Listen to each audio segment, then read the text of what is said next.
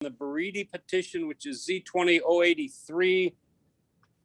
This is republished as a conditional use for an automobile laundry, mini mart, drive-through food service in conjunction with an automobile service station in the B2 General Business District, and the following exceptions to the CUP related to the monument sign. 1, exceptions to increase the maximum sign height from 10 to approximately 11.2 feet. Number 2, exception to increase cumulative allowed square footage from 90 square feet to approximately 107 square feet. This matter was published in the Daily Herald on February 3rd, and we're here for our third hearing. The reason for the third hearing is am I out now? No, you keep going. Oh, all right. The reason for the third hearing is at the last hearing, the petitioner indicated that there would be some relief required for the size of the sign. If we conduct that matter during the course of the conditional use petition, it constitutes an exception rather than a variation. That is much more favorable because of the standards of relief through the petitioner. So we had to conduct this separate hearing. It's my understanding that the only matter that will be considered tonight is the sign, although we'll permit the petitioner to introduce whatever additional testimony. And then I believe that we may have some public comment. So with that, may I ask that all the petitioner's witnesses be sworn in, please?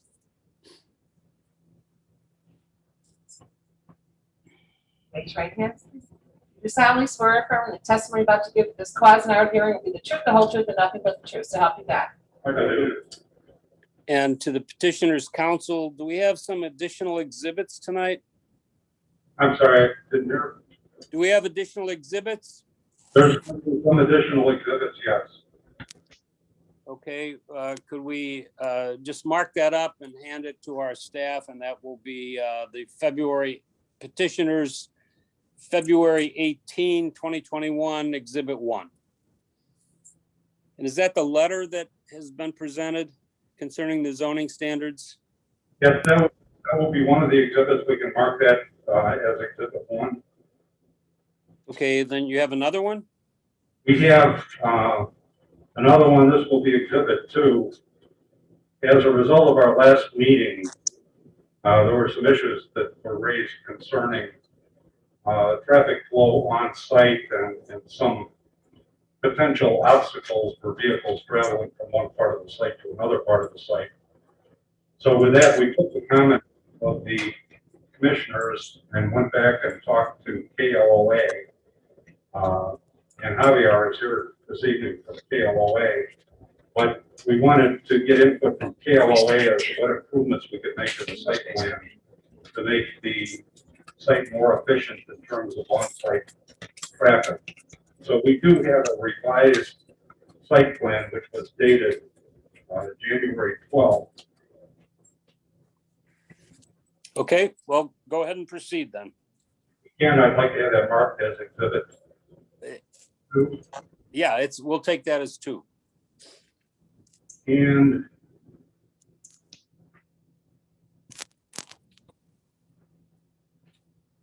at the moment, I believe that's the only other exhibit that we have. If something should pop up during the course of our testimony, we'll be happy to mark those as additional exhibits. Well, why don't you just make a brief statement about what Exhibit 1 tells us, the size of the sign, and the details that you want with respect to the exception concerning the sign. We actually invited our sign company to come here this evening, and Sam Van Bruggen is here from Van Bruggen Signs.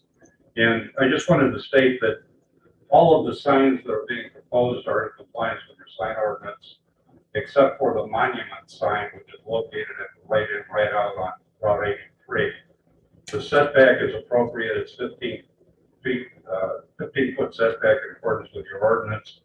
But Sam is here to tell you what the issues are in relation to this sign and why we're asking for a variation for a sign or sign area. So if you have a moment, I'd like to have Sam come up and speak to that. Go right ahead. It's your show.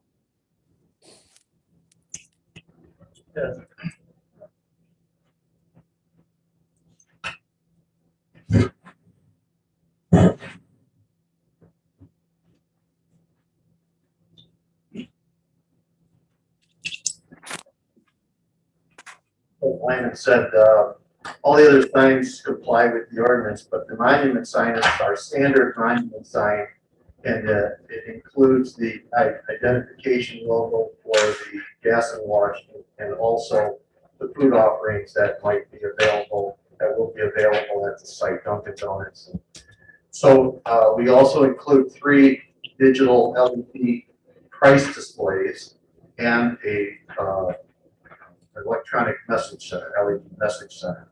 So that totals 107 square feet, and that's the standard size that we use to include those various components. It's a monument style sign with decorative base, stone base, and brick piers that tie in with the facility, with the architecture and the aesthetic finishes of the building. And the overall height is 11 foot 2 inches, so it does exceed the allowed 10 feet. And we think with the size of the site and the multiple offerings there, essentially multiple businesses with food and car wash and the C-store fuel operation, that it's sized appropriately for Route 83. I'd be happy to answer any questions. Is it lighted? Yes, it is. It's an illuminated sign, backlit, and the price displays are LED, as well as the message area, the EMC, electronic message area, is LED. And will it be lighted 24 hours a day, or how will that work? Well, the prices and the message center is lit 24 hours a day. The sign lighting itself, goes on and off with the site photo. Okay, well, that's all permitted within the B2. So the only exceptions that you need is roughly a foot on height and 10 square feet on 17 square feet on the cumulative allowed square footage. Right? That's correct, yes. Okay, well, I think that's pretty straightforward. Do you have anything else about the sign? No. Do you want to add something about circulation then, or traffic pattern, or what would you like to add next?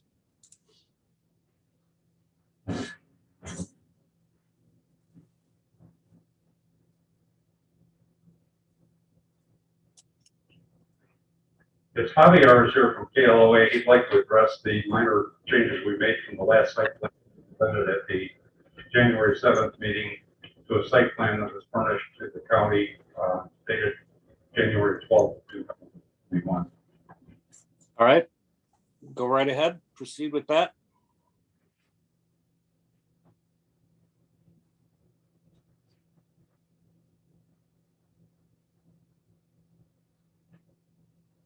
Good evening. My name is Javier Milano. I'm a principal with KLOA. And there's been some minor changes or tweakings to the plan to address some concerns that were voiced or raised in terms of internal circulation. So if you look at your exhibit 2, and I'm going to start from north and move south, you can take a look at the site almost as a 2-component site. The first component would be the car wash, and then the second component would be the gas station, and you can divide that into 2A and 2B. 2A meaning the gas, regular gas, and then 2B, the diesel. So if you look at it, as you're entering, right out of Route 83, we have delineated that entrance and internally better to accommodate the vehicles that are going to the car wash. If you notice internally, that 4-legged intersection, once again, it's been delineated and it's under 3-way traffic control. What I mean by that is westbound, northbound, southbound movements are under stop sign control. Eastbound. Westbound movements or inbound, it's free flow, which you normally want because you want to ensure that no vehicles back out onto the main line. The stacking for the car wash is all internal, away from the circulation. Moving further south, you get to see that the plan shows what we call a mountable median, and you might ask, well, why is it mountable? Why not solid? You know, it needs to be mountable to allow the tanker truck maneuverability to turn around and deliver the gas. But by doing that, again, you delineate that, it makes it a little bit more noticeable to vehicles that you have to continue further west into the site. Moving south, if you remember in the previous plan, when the trucks were entering, they were crisscrossing each other. So under this new plan, the trucks are not crisscrossing each other. So if you're coming from the south and you're making a left to go in, you continue west into the site, you turn around, and then you position yourself under the diesel canopy. Once you finish, you go straight east into 83, and you can either turn left or turn right. Vehicles, again, passenger vehicles have the option of either using the riding right out or using the 3/4 access drive on Route 83. And once again, like I said, it's a better plan in terms of separating the traffic and organizing it better. Any questions, I'll be more than happy to answer them. Okay. Well, I think that's this is a pretty big issue. So let's see if there's any questions from the board about the circulation issues. If you have questions, just speak up. I have a question. Did we get an exhibit that shows the new plan? I don't have it. It's exhibit 2 for the evening. It's introduced this evening. Well, some of it was breaking up, and when he's just giving us facts without a visual in front of us, I really need the visual to be able to follow it. So I don't have any questions because I don't know what really to ask at this stage. Jessica, didn't you email the site plan, the new site plan to everybody? I believe I did. I can resend that now to everyone as well. It's a little hard to, I mean, it's, much better to see the actual size rather than a screenshot. Well, we're not going to vote tonight, correct? Right.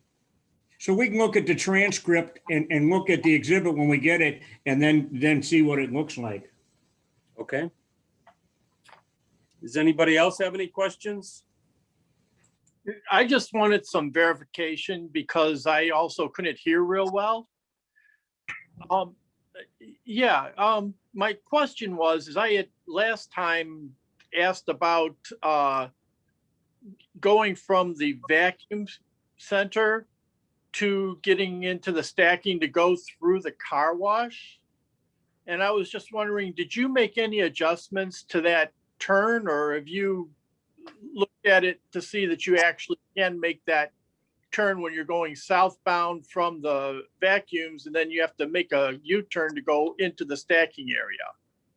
Yes, we looked at that, and vehicles that are, like you said, if you're going southbound from the eastern or the closest aisle to the pay stations, you can make that U-turn that you were alluding to, because the width is about 36 feet, because you have 3 lanes going into the pay stations, plus you have the separation. So there's enough distance for a vehicle to make that U-turn and get in line into the pay station. Okay, yeah, because it was hard to see, looking at a small plan and, to make sure that you can make that turn, but you've examined it, fine with me. So that was, for the record, that was Mr. Schultz, preceded by Mr. Ketter's questions. When someone asks a question, you should identify yourself for the record. I This is recognize Ketter. you. Ketter, I have a question regarding probably the old hearing that wasn't touched on tonight. I noticed that in their original exhibit, I haven't seen the new one, but even for the drive-through, there's 3 order gates, and we don't even have an explanation as to what type of service is going to be, who's buying it, who's going to be delivering the goods through the drive-in and what other part of the store. And I'm curious to know how you did a traffic count based on not even knowing what's going into that building. Well, in terms of the trip generation for any type of traffic study normally is based on the Institute of Transportation Engineers trip generation manual. And for this type of use, it's a gasoline service station with convenience market. Convenience market encompasses a lot of uses, just like what you said, not only what it is. So these surveys all conducted through 70s, 80s, 90s, 2000s, and 2010. And it includes many different uses. And again, the reason for that is because, like you said, if we don't know exactly what it is, we need to have some type of a estimate. In addition to that, we also included trip generation for a coffee donut shop with drive-through window, because that's going to be one of the uses. And then we also did the trip generation for the fuel center for the truck traffic alone, because they will generate separate traffic in addition to what is going to be generated by the gas station. So we feel comfortable with the amount of traffic, even though, like you said, we might not know specific uses as to what's going to go in there, but we know the type of use that they're aiming for, and that's how we estimated those trips. And how did you know? I didn't pick up in the presentation of what the use was per se. Okay, so, and I apologize if I didn't say that. I thought I was presented early on in the previous one, but it's a gasoline service station with convenience market, the car wash, the fuel center, truck traffic, that's three bays, and then a coffee donut shop with drive-through window. And the coffee donut shop with drive-through window is assumed to be about 1,000 square feet, which is going to be within that building, that convenience store building. And did you take into account if it's just purely drive-through, or does your count take in the grocery store area or the convenience area, and then people going into the coffee donut place, or just purely drive-through? Right, we did it separately. So each individual component. One component, again, is gasoline service station with convenience market and the car wash. So that takes into account that. Then the other land use separate from that would be fuel center truck traffic, 3 filling positions, and then the other land use is the coffee donut shop with drive-through window. And all of those were then combined, so that's what's going to go in and out of that site. Okay, thank you. Address, gas truck, gas station there, about how to get in and out of there with the tanker trucks. Sure. Tanker trucks, it is anticipated and expected that they'll be coming from the south. They're going to make a left in through that access drive that serves the truck fueling center. And then as they make a left in, they're going to make a right into the gas pump area. And that's the reason why we have that mountable median that I alluded to, because they need the room to actually turn around so they can actually fuel the gas tanks below, and then that way they can exit onto the 3/4 access drive and either turn left to go north on 83 or turn right to go south on 83. Javier, I heard your answer, but I couldn't hear the question. So could you repeat the question that you just answered? Certainly. The question as to how are the tankers, what is the tanker route? How are they coming into this gas station, and how are they doing it? I mean, how are they going to operate? That's why I said that the tanker trucks are coming from the south, making a left into the site. As they enter, they immediately make a right to go into the fueling positions. And as I mentioned before, the reason for the mountable median is because we need that room to allow the truck to actually turn so they can go back into the 3/4 access drive and either make a left to go north on 83 or make a right to go south. All right, any other questions from the board? Yeah, I do have one. Is this Mr. Moran? This is Mr. Moran. I'm looking at January 7th, Exhibit 8. And I had mentioned this before. The Route 83 heading south is 45 miles per hour, I'm thinking, or maybe even 50. And you did show a deceleration lane, but on the exit from the tractor trailer. I do like what you did with the tractor trailer, that they're not crisscrossing inside for fueling. But when they leave, there is no acceleration lane on your Exhibit 8, and that's going to be an issue.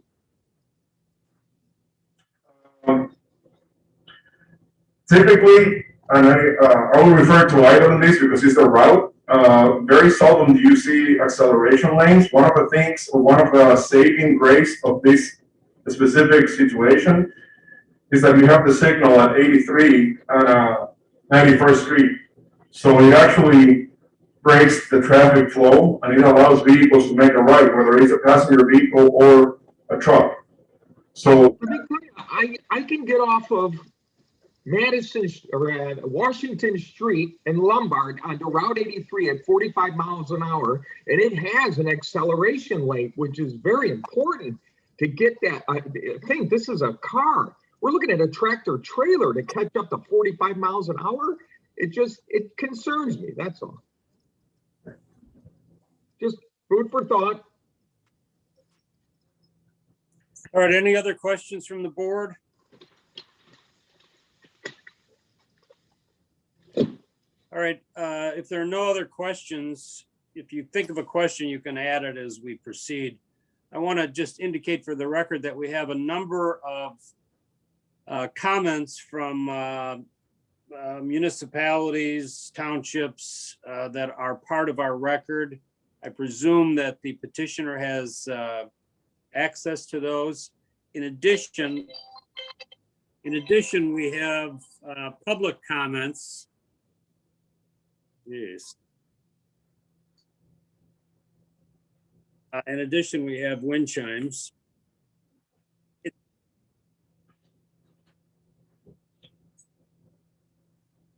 A phone call. Sorry for that interruption. In addition, we have public comments, which are part of the record, which, Mr. Haas, are you going to read these into the record tonight, or are they just part of our record because they're in the form of letters?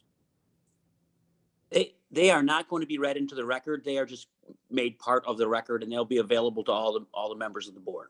Okay, good. That's what I expected. And then finally, with respect to the quorum issue, I read the detailed statement from the Illinois Attorney General, which also applies to this hearing. Essentially, it says that with respect to the conduct of this meeting, a physical quorum of the members is not present. However, pursuant to Section 7E of the Open Meetings Act, members are permitted to attend remotely. Either one member of the board, the chief administrative officer, or chief legal counsel are required to be physically present at the regular meeting location. In-person attendance and public comments are allowed, subject to attendance limitations required to ensure the health and safety of those who attend. And that is all pursuant to an Illinois Attorney General's guidance to the public bodies on Open Meetings Act during COVID-19 pandemic, dated July 2, 2020. So I'm sure we all agree that a proper quorum is convened for this meeting. Hey, Bob. Yeah. This is Paul Haas. If you could just indicate for the record that Mr. Murphy is the board member that is in person tonight. Yeah, okay. So indicated.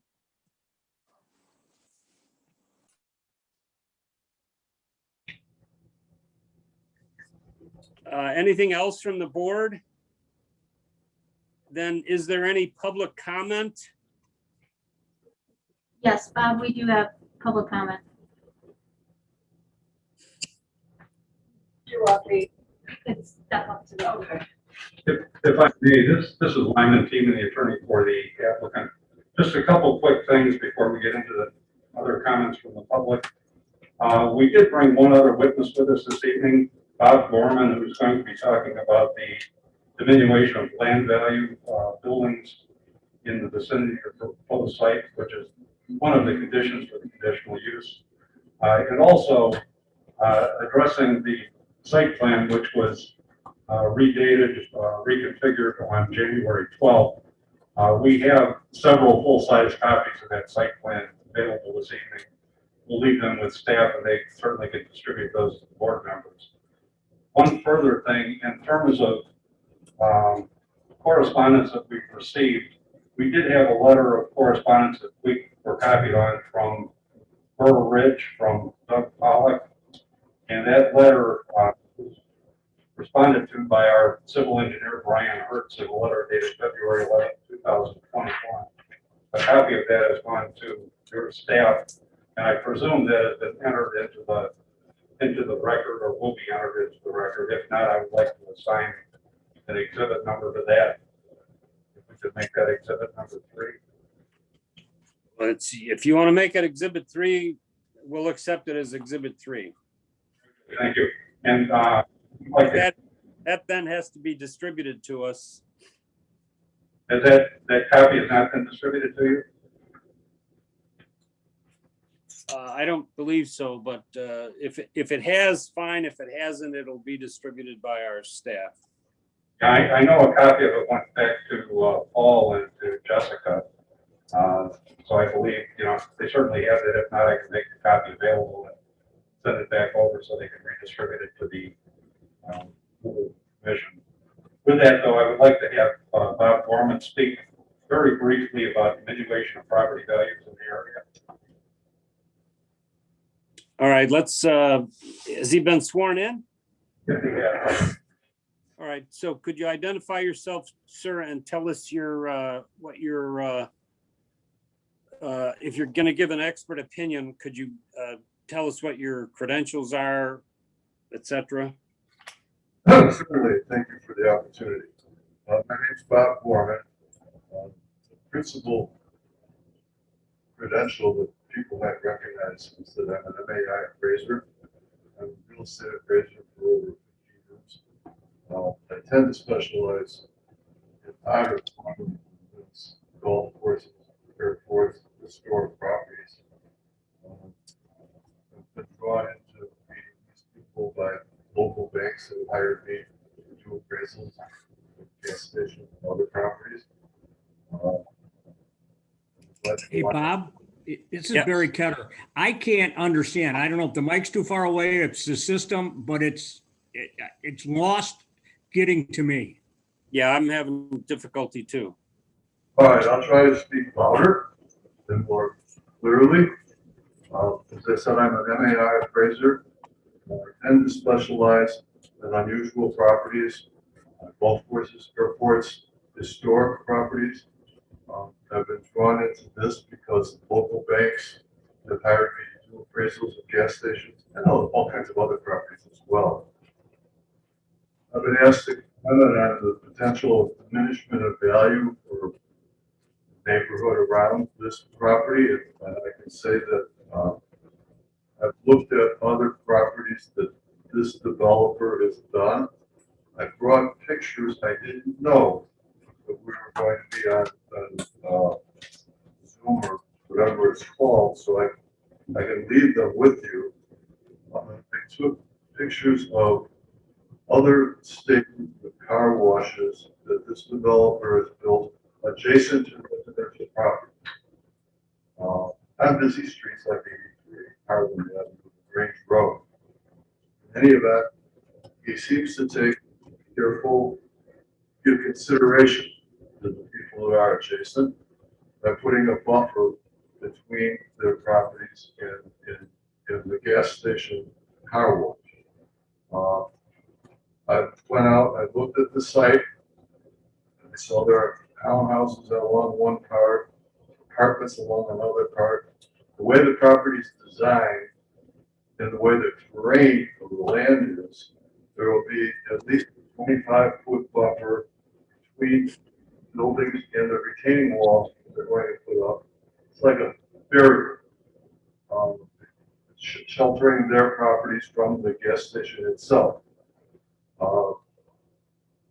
The 25 feet plus or minus is wooded, and the wooded area is going to stay.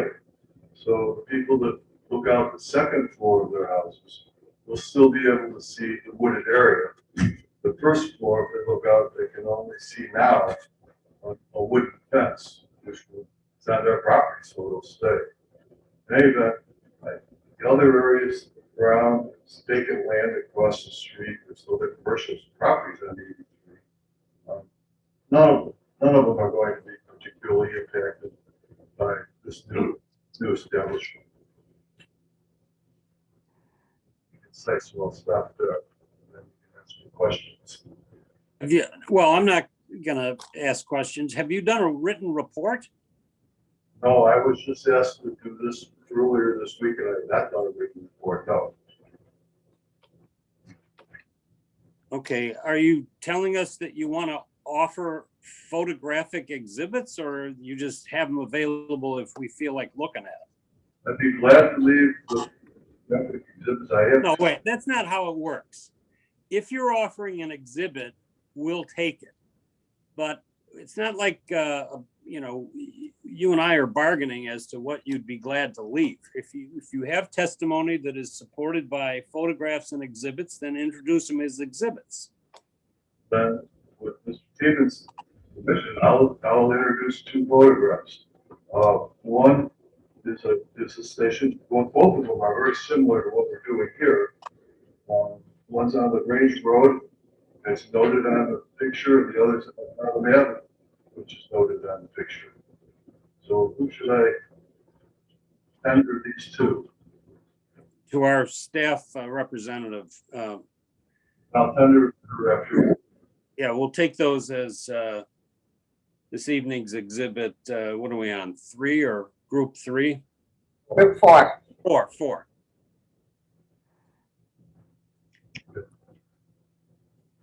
Is there anything else? All right, are we ready for public comment?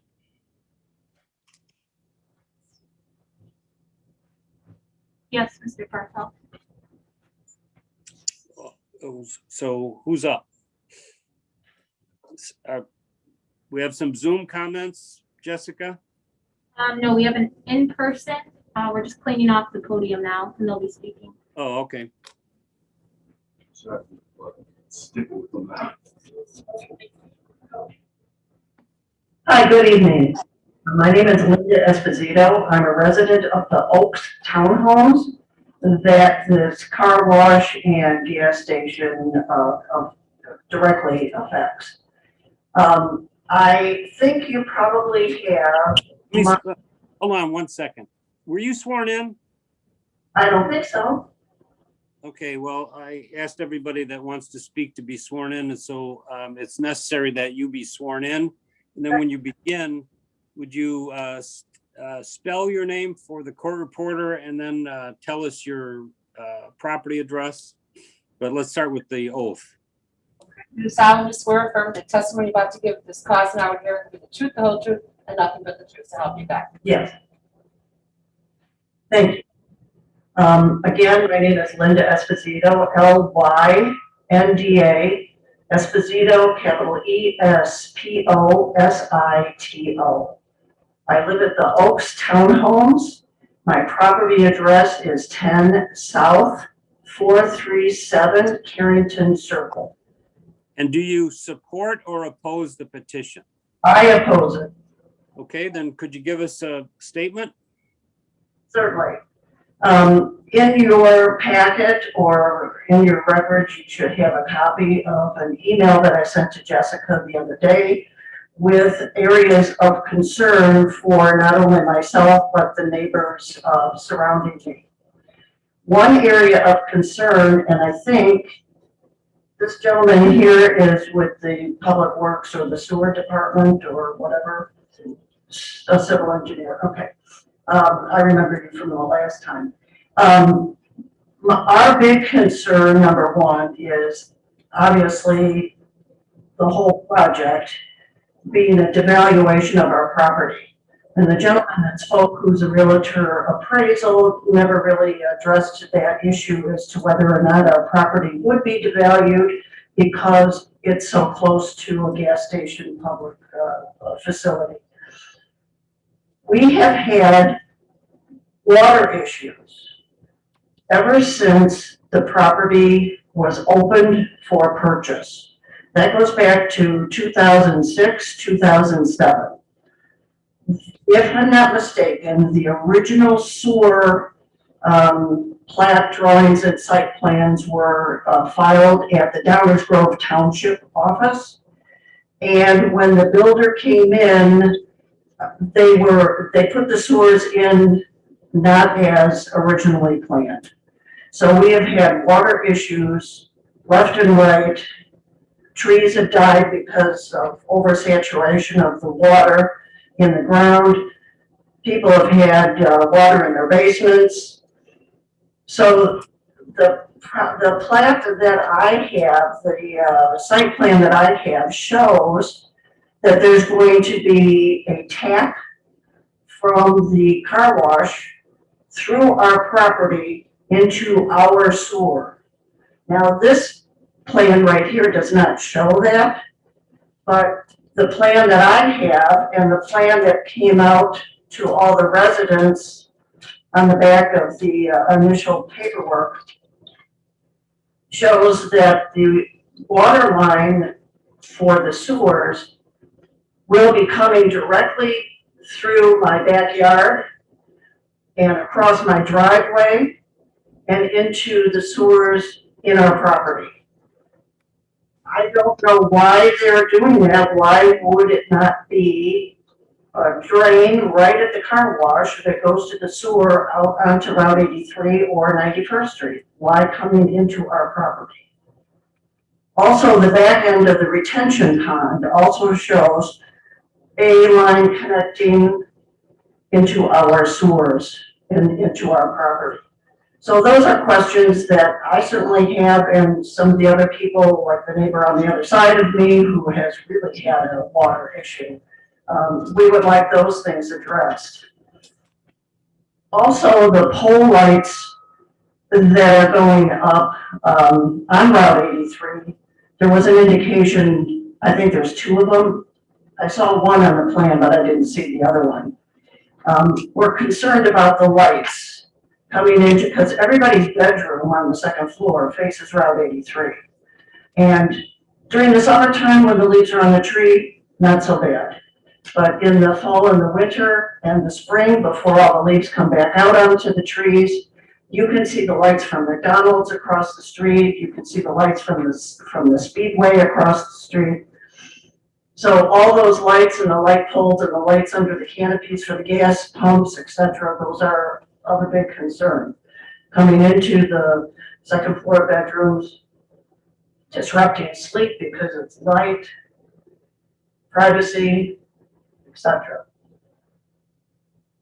So the water issue, the light issue, and the fact that our community was affected by stereogenics. I've had cancer twice. My neighbors had cancer once. I don't know about the other neighbors, but we're a compromised community because of the stereogenics issue. And now there's a concern about the oil smell, the gas smell, the car emissions, the noise pollution from cars coming in and out and trucks coming in and out. It's a highly concern from all the neighbors. So I hit the high points of what my email that Jessica got, just to bring up tonight. I don't want to go through the whole thing, but the water issue, lights, and the noise pollution issue are the main concerns that we have. Yeah, we have your email. It's essentially the same issues that you just testified to. So you should be assured that it is part of the record. Okay, I have no doubt that it would be. Okay, thank you very much. Now, back to the petitioner's attorney. Do you want to close?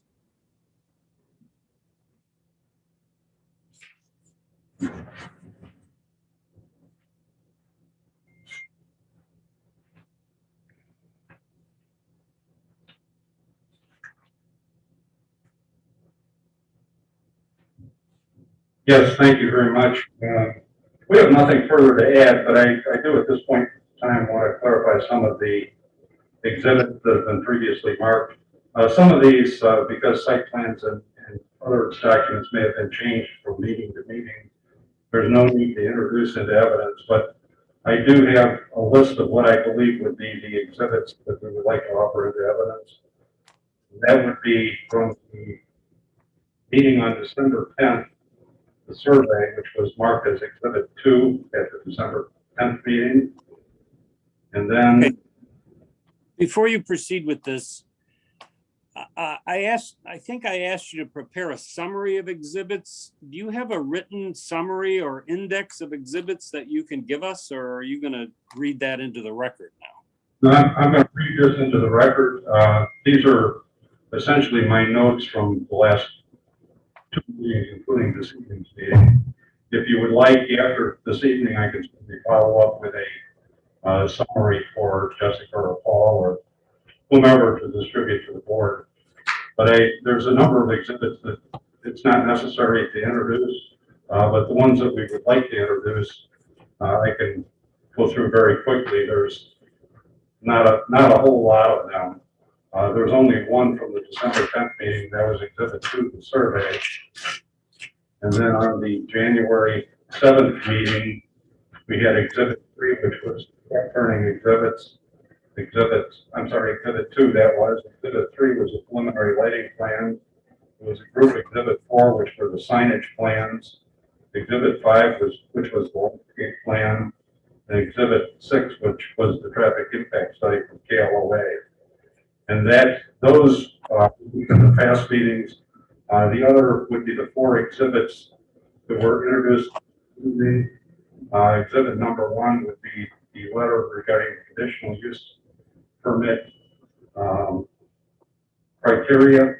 Exhibit 2 was the revised site plan dated January 12th, 2021.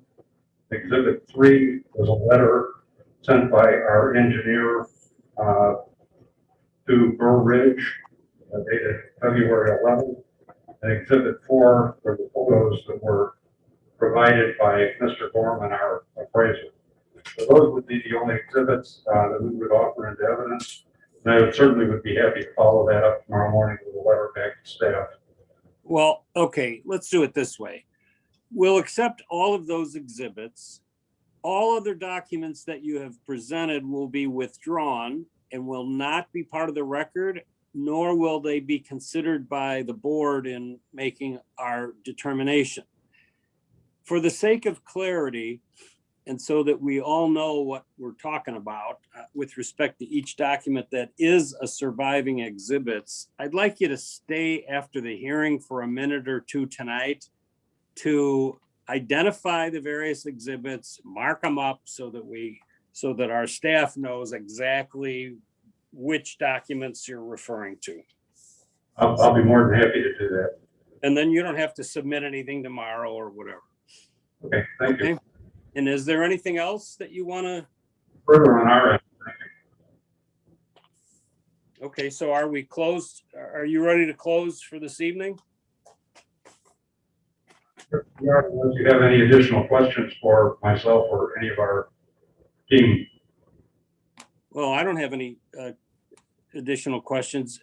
I suppose we could go back to questions from the board. I thought we had concluded that, but does any of this raise additional questions to any member of the board? All right, if I don't hear any board members speak up, then we're ready to close the hearing. I think we can consider this at our March 4 recommendation meeting. So yeah, I don't think there's any additional documents that have been requested. So we'll set this matter over to our March 4, 2021 recommendation meeting, which is held at 5:30 in the same cafeteria room that you're in now. Very good, thank you. Great. Mr. Chairman, this is John Hakim. Yeah. I would echo what Mr. Ketta said earlier. I found it very difficult to understand what the plaintiff's attorney was saying because of some kind of a feedback or whatever. So I will have to depend on, that's why I didn't ask any questions. I will have to depend on the write-up that we get and the transcript for today's hearing to make any kind of decisions. So I just wanted to get that on the record. All right, so that is really directed at the staff. In order You to know be what, though, ready. Bob? It's Barry Ketter. When that woman testified, would comment, it's, if you're close enough to the microphone, there is no problem. It's not staff setting that up. It's that people are too far away from the microphone. And I think the appraiser was not only away from it, but he was mumbling. So I don't think it's staff didn't set up the stuff. It's just not being properly used. Okay, I didn't indicate that the staff set something up wrong. What I'm now trying to say is that it is incumbent on the staff to get us a transcript and all of the exhibits sufficiently in advance of March 4 so that we can vote that evening. I'll call the case for a recommendation session, but if the materials aren't in the hands of the various members of the boards in sufficient time to prepare for that meeting, then we may have to delay it to some follow-up meeting. So I'm just a request to the staff to expeditiously get us the transcript and exhibits. Thank you, Mr. Chairman.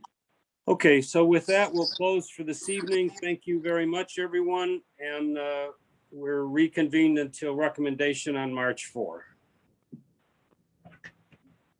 Thank you.